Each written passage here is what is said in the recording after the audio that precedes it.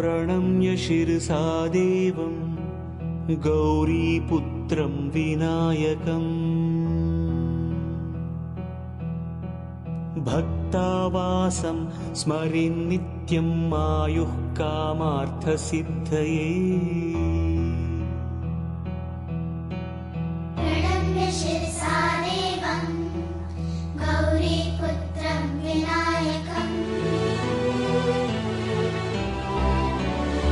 भक्तावासं स्मरेन् नित्यम् आयुः कामार्थसिद्धये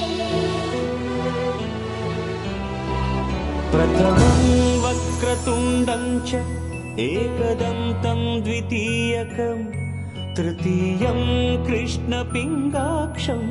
गजवक्त्रं चतुर्थकं लम्बोदरं पञ्चमं च षष्ठं